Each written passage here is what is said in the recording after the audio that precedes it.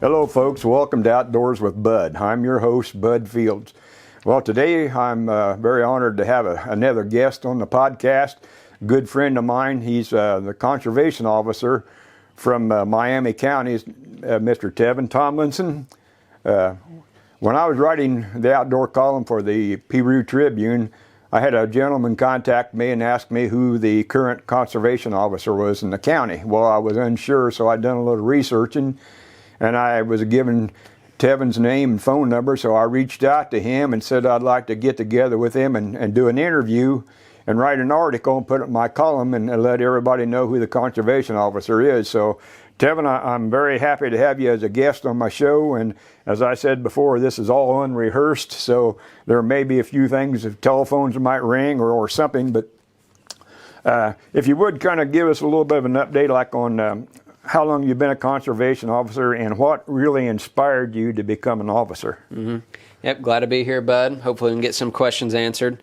So I've been a conservation officer now in the state of Indiana for 2.5 years. Mm-hmm. Growing up, I love being outdoors. My grandparents owned some property, southwestern part of the state, so I grew up deer hunting, fishing, riding four-wheelers, the whole 9 yards when it comes to the outdoors. So and then from there I went on and got a bachelor's degree at Purdue.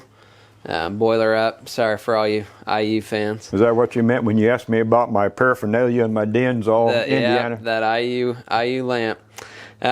Went to Purdue, and then I worked at a couple different fish farms, fish hatcheries, and then decided to get my foot in the door working at one of the DNR hatcheries in Martinsville. And then from there on, they hired in 2021 for conservation officers. So I put my name in the hat, and here we are now, 2.5 years later. So, all right, that's something. Of course, there's no way I could ever be a conservation officer at this point in my life, but my wife's uncle was a conservation officer in Howard County for several decades, and I always thought that would be an interesting job because being an outdoorsman that I am, I love being out except for mowing the yard and doing this kind of stuff, you know. And I always thought that would be an interesting deal, and I think I read here recently where if anybody's interested that they're going through a hiring process now. Is that just That's correct, yep. They'll be hiring this fall. They've released information on where the physical and written exam days will be across the state. So there's an online survey people have to fill out to start. And then from there, they'll send you an email, answer that truthfully, that initial survey, and then they'll send you an email with the testing dates that you can sign up for. So, well, that's great. I had reached out to the Howard County Conservation Officer, and his schedule was pretty well full, but I had talked to Tevin. I had the honor and pleasure of assisting him here recently with one of the Indiana Hunter Safety Education programs in Miami County, and that was hosted by the Wabash Valley Coon Hunters Club. And that's really something, and I would kind of like to maybe closer to deer season, maybe sometime in September, if you're available and be willing to do it, we'd like to come back in and we'll talk a little bit about deer hunting, some of the different programs, talk a little about the hunter safety education class. I mean, because that's very near and dear to my heart. I've been a certified instructor for 50 years now, and it's really been something. I've been very proud of that. But Tevin has graciously agreed to come in here, and to be honest with you, we had originally planned to doing this segment outdoors at a private pond. We was going to have the pond in the background, which is going to be real nice, and Mother Nature just has not cooperated with us. We had like 3 solid days of rain and storms, and then today, when we're doing this, I thought, well, you know, we didn't want to get the cameras outdoors and subject them to the elements. So I decided we'd do this in my living room. Look what we got today, 70-some degrees out and the sun is shining. But we just wanted to introduce Tevin to everybody. And I announced in one of the other segments that I was going to have a conservation officer on here, and I asked if the people had any questions, if they would contact me, and we would try to get an answer for them. And we're going to be talking basically about fishing in the state of Indiana. And is there anything that you can kind of enlighten some of the people? Just like, for instance, people want to know, if I'm fishing a farm pond, do I have to have a fishing license to fish that pond legally? So that's a good question. We get that pretty often. So if there's state-owned fish in that pond, if it's technically state waters, so it it flows out of, say, up in Fulton County, Lake Manitow flows in, becomes Mill Creek. So that's still state waters, and they do stock trout in there in the springtime, actually. So you need a fishing license for those. But if it's, there's no, what we call an ingress or egress, no state water coming in or state water going out, then technically you do not need a fishing license for that pond. Very good. Yeah, I've been asked that many times, and I would strongly suggest that you go to Walmart or any of the sporting goods stores and possibly pick up this little publication right here. It's just the Indiana Fishing Regulation Guide 2024-2025, and it covers a lot of things in there. But I kind of wanted, that's just like if the three of us in this room right here, we could read this book from cover to cover, and we might come up with 3 different interpretations of that. And and I kind of liked having somebody like Tevin to come in, because a lot of people get worked up when they're approached by a conservation officer. I fished a lot of bass tournaments, and I've had guys in the boat with me. When we see the DNR boat come up to us, they get excited. Oh my golly! I said, we're legal. We're perfectly fine. I mean, I never felt bad about that. I had one conservation officer was talking to me the one day, and it was raining, and I had my license, of course, in my wallet. And I had like 3 layers of clothes on with my rain suit. And I told him, he said, well, I tell you what, if you can tell me what color those fishing licenses are, he said, I'll take that. I said, white, black lettering. He said, that's wrong. This was when they were like the brown and the gray, whatever color.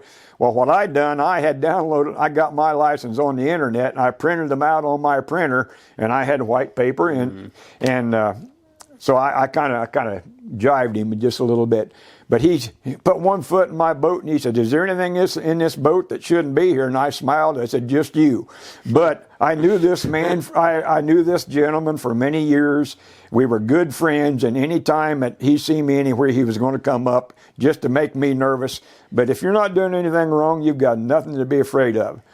This man's got a job to do, just like I've got a job to do, and you've got a job to do. And they're fine people. I mean, my golly, I've had so much fun with him, no longer than we've been around each other, but I look forward to working with him again. Okay, another thing is, of course, you're up in this area, up close to the Miss Sandoval Reservoir.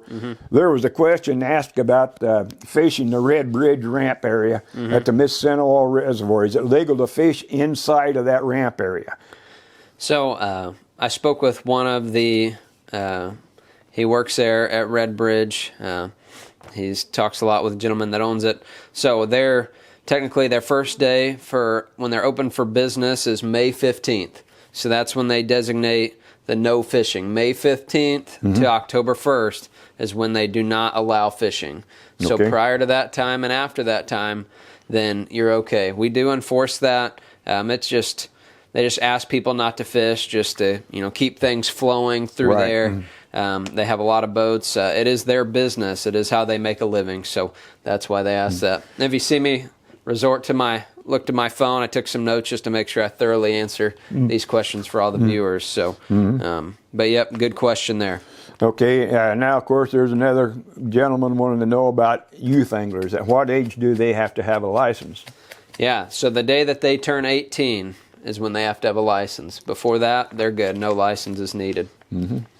All right. Now, here's another question, and I can see this happening. This gentleman wanted to know, he said, while I was wading a creek, he said, can the landowner legally run me off? Yep, great question also. And the answer to that one is it comes into play whether that creek, river, stream is deemed navigable or non-navigable. So my neck of the woods, right in Miami County, we have a couple rivers up there, but the Wabash all throughout the county is navigable. So if Bud wanted to hop on his kayak and go fishing, and then he stops for a lunch break on a little island, he's just fine to do that. So he can walk up to the ordinary high water mark on that river, and it's all good to go. So once you get above that, then you're on private ground, and somebody can tell you to get off of their property.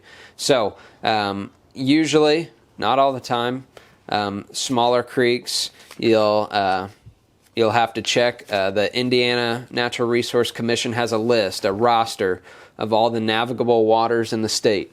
So if you're on a small creek that's not navigable, yes, the landowner can come and tell you to get off. Now, that's if you're wading or standing in it, like the Eel River in my area is non-navigable. But when you're floating on the water, you're good. But when you step foot on the bottom, you're technically on somebody's property. So, well, see, that's one reason why I was glad that Tevin could take the time to come over here and kind of help us, because, I mean, nobody's wanting to go up there and cause any kind of trouble.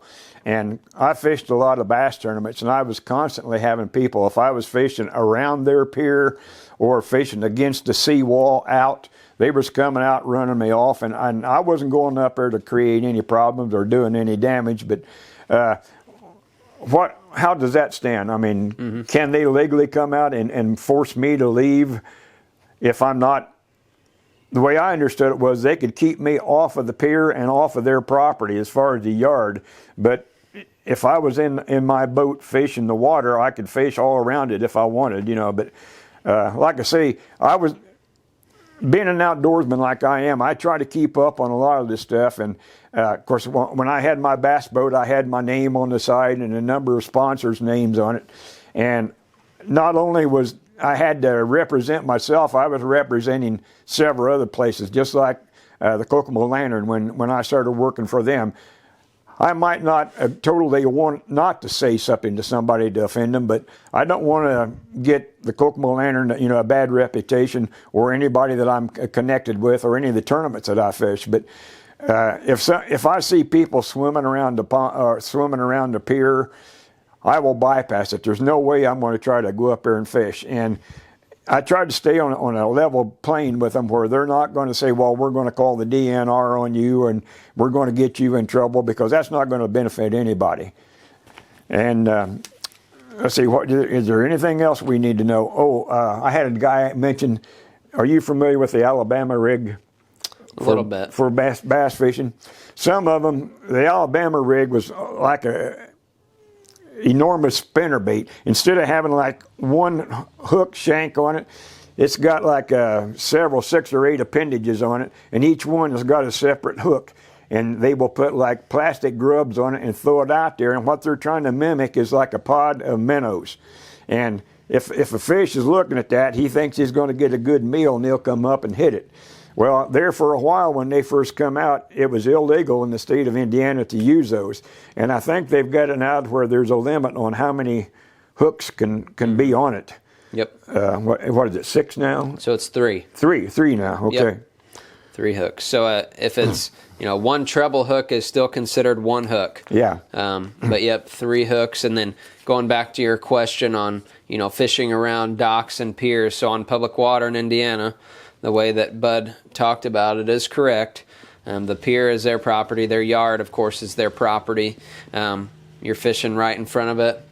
They may get frustrated at you, but it's public water in which they chose to live on or have a house on. So they can call us out there, but that's the answer that we're going to give them also. Yeah.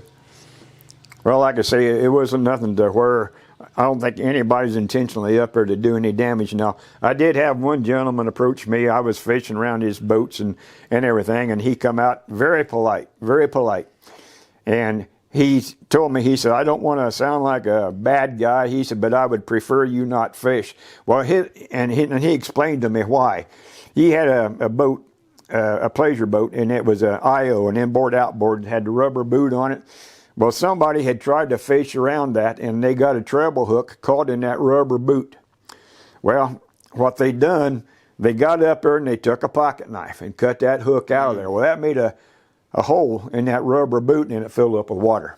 And that can be very expensive repair, if you can repair it. Mm-hmm. But the guy was very cordial about it, and I had no reservations at all about bypassing it, and I apologized to him, And I did tell some of the guys that was in the same tournament I was in about that, hey, if you go over there around Breezy Point, don't fish the very first place there because the guy will come out and talk to you. I said, but he was very polite.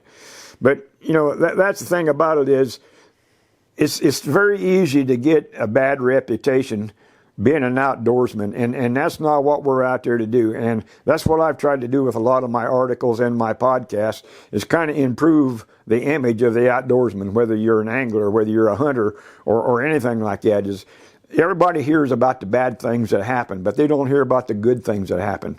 And I'll relate, my buddy and I was fishing a bass tournament, and it was real hot. It was in the 90s. And we had 15 minutes to get back to the boat ramp to weigh in the fish. And if we were late, we were disqualified. Well, we were coming up the reservoir, and we looked over, and there was somebody standing up in the boat, and they were waving a bandana or something. And we thought they were just waving to us, so we waved. Well, when we went around them, I kind of looked back again, and they continued to wave. And I thought something's up. My buddy and I, we went up there, and there was a young couple. They had a very young child in that boat. And like I say, it was in the 90s. This was a holiday weekend. They were up there to camp. They was up there to fish. They rented a boat, and they were having motor trouble. They couldn't get back to the ramp. They had absolutely no water. Well, we had water in my cooler. We gave them some water. We towed them back to the ramp, which was completely the opposite way.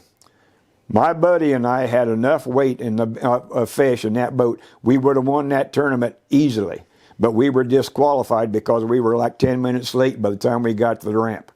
Now, what was more important? Winning that tournament? Yeah, that was important.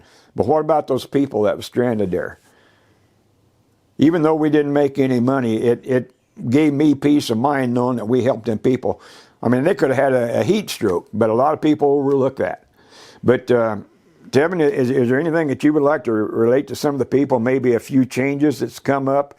I know we probably ought to discuss like some of the boating rules and regulations as far as, you see a lot of guys on TV fishing. You see very few of them wearing a life jacket or a PFD, a personal flotation device. Now, unless they've changed it since I've been boating, you have to have a PFD for each individual that's in that boat, correct? That's correct. And you have to have a wearable life jacket for each person. Mm-hmm. If you've got 3 adults and a toddler and you only have 4 adult life jackets, that's not going to work because It's not going to fit the child. Yeah. If they were to fall in the water, the life jacket would probably slide off over their head. So it has to be readily accessible, in good working order, and of proper fit for those people. But yes, 1 wearable per person. If your boat is 16 feet in length or greater, you have to have a what we call a Type 4 throwable life jacket. A lot of the ones we see look like a seat cushion with a couple handles on it. Those are Coast Guard approved. Your wearable life jackets also have to be Coast Guard approved. So those are important. We have seen those throwable life jackets save a life out on Mississinawa. It's been a couple years ago. Right before he went under, he was able to grab a hold of that when somebody threw it to him, but he was still in the hospital for a while due to swallowing so much water. So those safety aspects are important. People come out there to have fun, right? Fish, boat, do those sort of things, and as long as you have all that safety gear and water, plenty of water, right, when it's hot out, you're going to be much more prepared. So, and another thing, a lot of guys have complained when they come out with this, where you had to have a kill switch on your boat. A kill switch has got a little loop, and it attaches to your boat, and it attaches to your life jacket, a little D-ring. If you're ejected from that boat, maybe you catch a big wave or something, or maybe a steering cable on your boat breaks, and you're thrown overboard. When you exit that boat, that automatically shuts that outboard off. And I have seen guys that have been hit by the propeller, because most of the time when that boat is uncontrollable, it starts going around in a circle. If you're ejected out of that boat, you might hit your head, maybe you're unconscious, but your life jacket's holding you up, and that boat's going to keep running in a circle. It could come back and chop you up and do a lot of damage. That's why that is very important to have it. And I would strongly urge any of you people that's out our boaters, whether you're a bass angler, whether you're a crappie fisherman, whether you're a pleasure boater or a skier, I would recommend you guys attend some of these different boating classes, because you're going to learn a lot of things. And I'm sure, as long as I've been boating, and I've had a boat since I was 8 years old, I learn something every year. But I would strongly advise you to do that. You can go boating, and I done an article here recently. Everybody's familiar with the word road rage, where you're out on the highway and somebody pulls in front of you, and next thing you know, the guys are arguing because their tempers are strained and everything. Same thing can happen at a boat ramp. And if you want to see something funny, just for the heck of it, go up and sit at a boat ramp and watch some of the people trying to back a boat down into the water. I seen men sit in a $65,000 boat, and their wife is trying to back the boat trailer down, and she can't do it. And her husband was yelling and screaming at her. That lady got out of that truck, put it in park, walked up the ramp, and here he is sitting back in there, and he has to do everything by himself. It can be comical, but you got to know what you're doing when you're trying to back a boat. But anybody can do it. My wife cannot back a boat, but she can take the boat off the trailer and put it back on there as well as any guy I've ever fished with. And boating can be such a great family sport, and so can fishing. Golly, I think we probably covered just about everything. Mm-hmm. Yeah, I think you had the one other question in reference to lake use permits, right? Yes. Paying to launch and that sort of thing. So I'm out on Mississinawa Reservoir a lot, and with other reservoirs that are state-owned, Salamone in this area. Huntington? Yep, Huntington is. You go down south, you got Patoka. You got Monroe. Mm-hmm. You go west, you got a couple others over there. But on those state reservoirs or waters on state parks, you got to have lake use permits. Mm-hmm. So that's $25 a year. It expires on December 31st of that year, and you got to have a new one if you go out January 1 for that following year. And if this question was in particular about a tournament on one of the reservoirs. So from my eyes, if you have that permit and you have, all your safety gear, and you have your, boat excise decal of mm-hmm. when your boat expires, your boat registration expires, just like your car, then you're good to go. Tournaments may have other rules mm-hmm. so that you may have to abide by, so just check with those before you get into that. So. But once again, I highly suggest you stop at any sporting goods store or any sporting goods department and pick up one of these rules and regulations. And there's got a lot of stuff in there about size limits, the amount of how many you can catch, bag limits, fish identification, mm-hmm. and how free. Yeah, even at my pay rate, I can afford something free.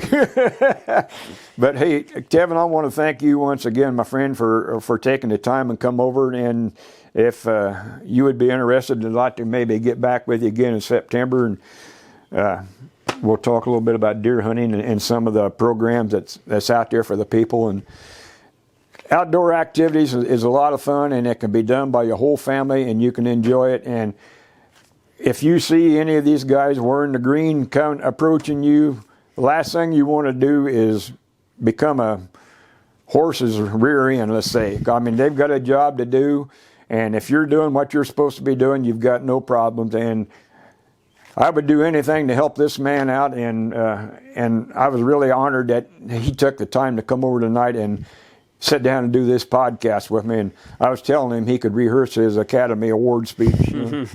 But Tevin, I want to thank you again, my friend.